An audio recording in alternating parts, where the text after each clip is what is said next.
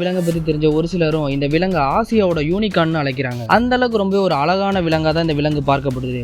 அந்த கொஞ்ச நாள்ன்றது சில நாட்களும் சில வாரங்கள் மட்டும்தான், ஒரு மாசம் கூட நீடிக்கல. விலங்கு ஒரு மாய விலங்குன்னு தான் சொல்றாங்க. சாவோலா. நீங்க இந்த இமேஜ்ல பாக்குற இந்த விலங்கோட பேர் தான் சாவோலா. இந்த விலங்கு உலகத்துல ரொம்ப ஒரு அரிதான ஒரு விலங்கு. சொல்லப்போனா இந்த விலங்கு கண்டுபிடிக்கப்பட்ட காலகட்டத்தில இருந்து இப்போ வரைக்குமே ரொம்பவே குறைந்த மனிதர்களுக்கு மட்டும்தான் இப்படி ஒரு விலங்கு இருக்குதுன்றதே தெரியும். இந்த சாவோலா விலங்கை பத்தி தெரிஞ்ச ஒரு சிலரும் இந்த விலங்கு ஆசியாவோட யூனிகான்னு அழைக்கிறாங்க. அந்த அளவுக்கு ரொம்ப ஒரு அழகான விலங்கா தான் இந்த விலங்கு பார்க்கப்படுது. எனக்கு டக்குன்னு இந்த விலங்கை பார்க்கும்போது ஏதோ ஆடை பாக்குற மாதிரி தான் இருக்கு. ஒரு ஆங்கிள் பார்க்கும்போது மானை பாக்குற மாதிரி இருக்கு. உங்களுக்கு இந்த விலங்கு எப்படி தெரியுதுன்றத கீழே கமெண்ட்ல சொல்லுங்க. இந்த விலங்குகள் எங்க வாழுதுன்னு பாத்தீங்கன்னா வியட்நாமுக்கும் லாவோஸ்க்கும் இடைப்பட்ட மலைப்பகுதிகளில் தான் இந்த விலங்குகள் வாழுது. சொல்லப்போனா உலகத்திலேயே அந்த மலைப்பகுதிகளில் மட்டும்தான் இந்த விலங்குகள் காணப்படுது. இந்த விலங்குகளை முதல்ல ஆராய்ச்சியாளர்கள் 1992 தான் கண்டுபிடிக்கிறாங்களே. அதுக்கு முன்னாடி வரைக்குமே அந்த மலையை சுற்றி இருக்கக்கூடிய கிராமவாசிகளுக்கு மட்டும்தான் இப்படி ஒரு விலங்கு இருக்குதுன்றதே தெரியும். மற்றபடி வெளி உலகத்தில் இருக்கக்கூடிய பெரும்பாலான மனிதர்களுக்கு இப்படி ஒரு விலங்கு இருக்குதுன்றதே தெரியாது. இந்த வீடியோ பார்க்கறதுக்கு முன்னாடி வரைக்குமே இப்படி ஒரு விலங்கு இருக்குதுன்றது உங்களுக்கு தெரியுமா தெரியாதுன்றதையும் கீழே கமெண்ட்ல சொல்லுங்க. ஆராய்ச்சியாளர்கள் எப்படி இந்த விலங்கை கண்டுபிடிக்கிறாங்கன்னா, இந்த விலங்குகள் வாழக்கூடிய மலையை சுற்றி இருக்கக்கூடிய கிராம பகுதிகளுக்கு போய் பார்க்கும்போது அங்க இருக்கக்கூடிய வீடுகள்ல இந்த விலங்குகளோட கொம்புகள் இருந்திருக்கு. அந்த வீடுகள்ல இருந்த கொம்புகளை பார்க்கும்போது இது எந்த விலங்கோட கொம்புன்னு அங்க இருக்கக்கூடிய உள்ளூர்வாசி கிட்ட கேட்கும்போது தான் இந்த மாதிரியான ஒரு விலங்கு இருக்குதுன்றதே ஆராய்ச்சியாளர்களுக்கு தெரிஞ்சிருக்கு. அதுக்கப்புறமா இந்த விலங்குகள் அந்த மலைகள்ல தேடி கண்டுபிடிச்சிருக்காங்க. 20ஆம் நூற்றாண்டுல கண்டுபிடிக்கப்பட்ட ரொம்பவே பெரிய விலங்குகள்ல இந்த விலங்கு ஒண்ணு. என்னதான் இந்த விலங்கை கண்டுபிடிச்சாலும் இப்போ வரைக்குமே இப்படி ஒரு விலங்கு இருக்குதுன்றதே நிறைய பேருக்கு தெரியாது. அதோட உலகத்திலே இப்போ வரைக்குமே இந்த விலங்குகள் 50ல இருந்து 100 வரைக்கும் தான் இருக்கலாம்னு சொல்லப்படுது. ஆனா மொத்தமா எத்தனை விலங்குகள் இருக்குதுன்றது சரியா தெரியாது. ஏன்னு பாத்தீங்கன்னா இந்த விலங்குகள் பெரும்பாலும் மறைஞ்சு வாழ்றதுதான் ரொம்பவே விரும்புமே.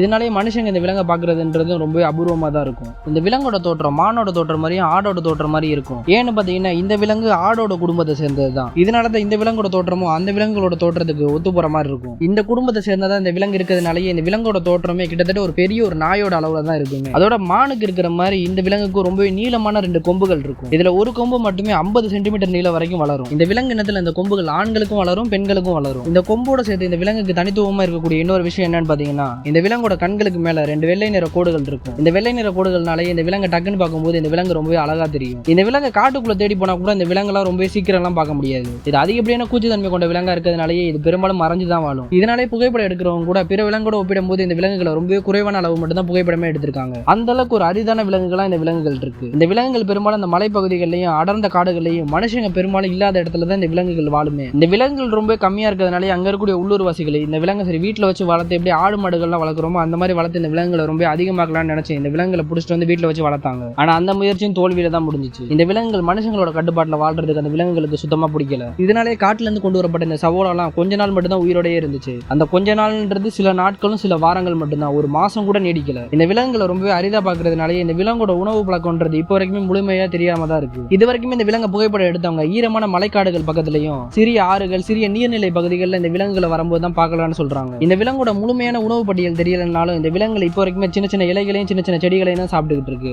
அதோட காட்டுல இருக்கக்கூடிய சின்ன சின்ன பழங்களையும் கூட இந்த விலங்குகள் சாப்பிடுறத பதிவு இருக்கு. இன்னும் இந்த விலங்கை பத்தி ஆராய்ச்சி பண்ணாதான் இந்த விலங்கை பத்தி முழுமையான விஷயங்களே தெரியும். ஒருவேளை காட்டுல இந்த விலங்கை பார்த்தா கூட இந்த விலங்கு மனுஷங்களை தாக்காது. ஏன்னா இந்த விலங்கு ரொம்ப ஒரு அமைதியான ஒரு விலங்கு. மனுஷங்களை பார்த்தா அந்த இடத்த விட்டு பயந்து தான் ஓடுமே தவிர மனுஷங்களை ஒருபோதும் தாக்காது. அதோட மனுஷங்களோட சத்தம் கேட்டாலே அந்த இடத்த விட்டு விலகி போறதுக்கு தான் இந்த விலங்கு விரும்புமே. இந்த விலங்கு ரொம்ப காட்டுல குறைவா இருக்கிறதுனாலையும் இந்த விலங்கு ரொம்ப அரிதா பாக்குறதுனாலயுமே இந்த விலங்கு பெரும்பாலானவங்க வேட்டையாடுறது கிடையாது. பெரும்பாலும் காட்டுல பிற விலங்குகளுக்கு வைக்கப்படக்கூடிய பொறிகள்ல தான் இந்த விலங்குகள் மாட்டிருக்கு. அதுவும் ரொம்பவே குறைவான சவோலா மட்டும் தான் மாட்டிருக்கு. இதனால இந்த சவோலாவை ஏசியன் யூனிகான்னு அழைக்கிறாங்கன்னா, இது ரொம்ப அரிதா காணப்படுறதுனாலையும் ஒரு சில புராணங்கள்ல வரக்கூடிய விலங்குகளோட தோற்றத்துக்கு ஒத்து போறதுனாலையும் தான். அதோட இந்த விலங்கை பத்தி ஆராய்ச்சி பண்றவங்களே இந்த விலங்கை பார்க்கறது ரொம்பவே அரிதானது. இதனால இந்த விலங்கை பத்தி தெரிஞ்சவங்க கூட இந்த விலங்கு ஒரு மாய விலங்குன்னு தான் சொல்றாங்க. இந்த விலங்குகள் பெரும்பாலும் அடர்ந்த காடுகள்ல வாழ்றதுனாலேயே இரவுல கூட இந்த விலங்குகளால ரொம்பவே தெளிவாவே பார்க்க முடியும். பெரும்பாலும் இந்த சவோலா விலங்கு தனியா தான் காட்டுக்குள்ள இருக்குமே. ஒரு சில நேரங்கள்ல மட்டும் ஜோடியோட பார்த்திருக்காங்க. இந்த சவோலா விலங்கு பத்தின நிறைய விஷயம் மனுஷங்களுக்கு சுத்தமா தெரியாது. அதுல முக்கியமான விஷயம் எதுன்னு பாத்தீங்கன்னா, இந்த விலங்குகள் எப்ப குட்டி போடும், எத்தனை மாசம் கர்ப்பமா இருக்கும்,